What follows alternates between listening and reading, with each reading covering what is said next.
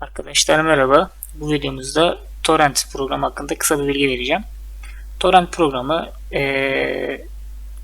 örneğin kullandığımız bir program var ve bu programın bilgisayarınıza yüklemek istiyorsunuz. İşte Google'dır, Google Drive'ın işte kendi yerleri veya Yandex'in depolama alanlarını indirdiğiniz zaman internet kesildiğinden kaldığı yerden devam etmiyor. Tekrar bir hata alabiliyorsunuz. Bunun yerine işte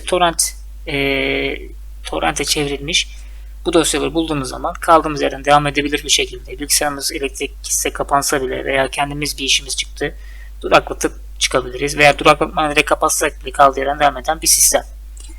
Ayrıca bunu kendimiz de yapabiliyoruz. Size kısaca bunu göstereceğim.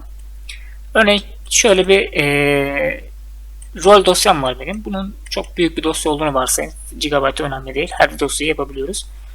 Bu programı yüklememiz gerekiyor ilk önce. Ücretsiz bir program. Bu torrent yazıyoruz arkadaşlar. Açılan pencerede Download yani torrentin kendisi de aslında ücretsiz bir program. Download bölümüne geldim. Ben klasik programı göstereceğim. Yani görseli şu arkadaşlar. Bunu indirelim.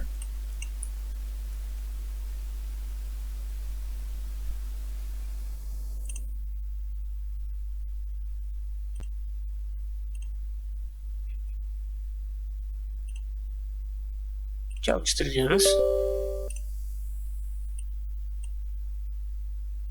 Next. Buraları direkt next demiyor arkadaşlar. Eğer derseniz farklı programlarda bunun gibi kurabiliyor.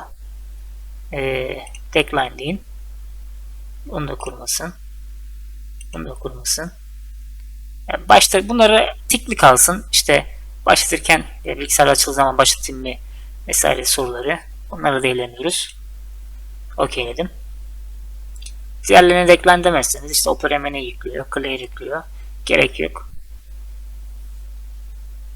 Bize sadece torrent yüklese yeter.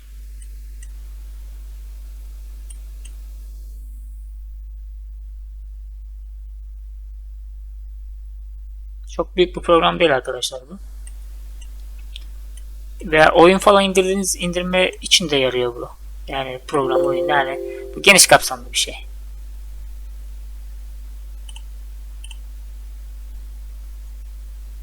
Programın reklamı açıldı. Programın ilk açılan ekranı bu şekilde arkadaşlar. Torrentlerimiz mevcutsa indirilen, gönderiliyor veya tamamlanan varsa burada listelenir. Programı açtık. Örneğin şu dosyayı torrent'e dönüştürüp arkadaşımıza atacağız veya internet sitemiz varsa internet sitemize linkini koyacağız.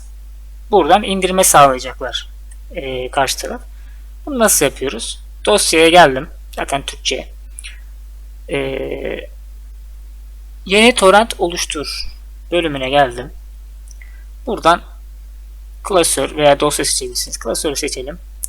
Masaüstü rol seçtim. Bu kısma ellemiyoruz arkadaşlar. Gerek yok. Yani şifre koymak istersek tabi bunları yapabiliriz. Oluştur diyoruz. Oluşturacağı tem dosyasını da torrent dosyasını aynı yere yapsın. Bu kısım biraz uzun sürebilir. Yani dosya boyutu ufak olduğu için çok da uzun sürmemesi gerekiyor.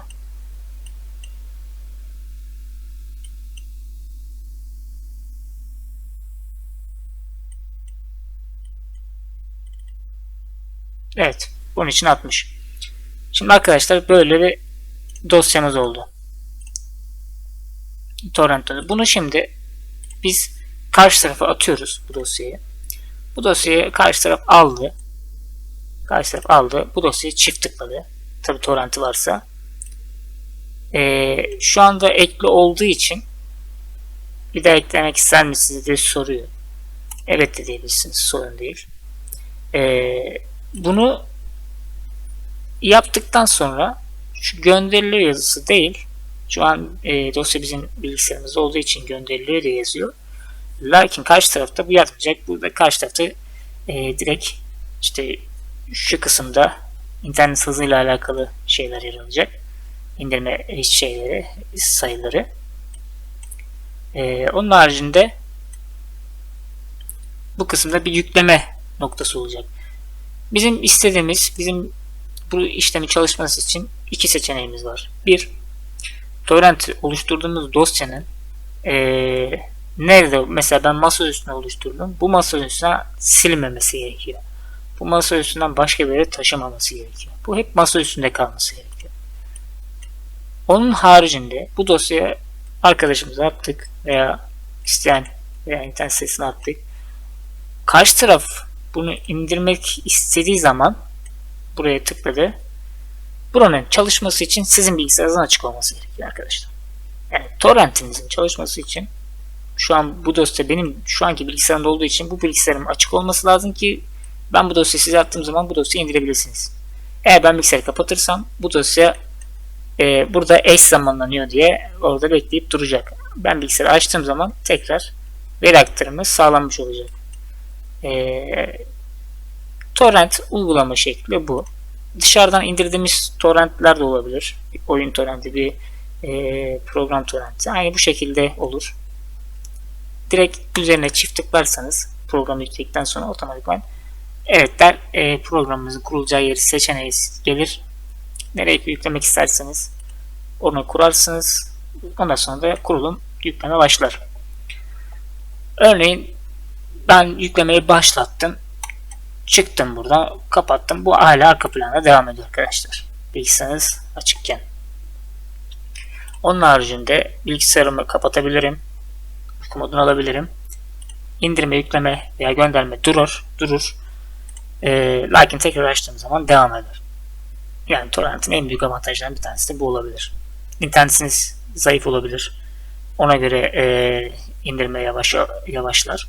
Ama internetiniz iyiyse gerçekten atıyorum 8-10 GB'lık verileri bile çok yarım saatlik 40 dakikalık bir zamanda bile indirme sağlayabilirsiniz.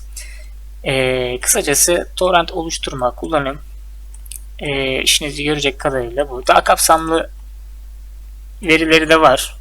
Yani daha atıyorum indirme için şuralarda daha token diyorlar yanlış hatırlamıyorsam. Şunları arttırıp daha fazla bir yerlerden ağ çekip indirme sağlayabiliyorsunuz. Ama genel olarak bu kadar bilgi de çoğu insanın işine yarayacaktır. Beni izlediğiniz için teşekkür ediyorum. İyi çalışmalar dilerim.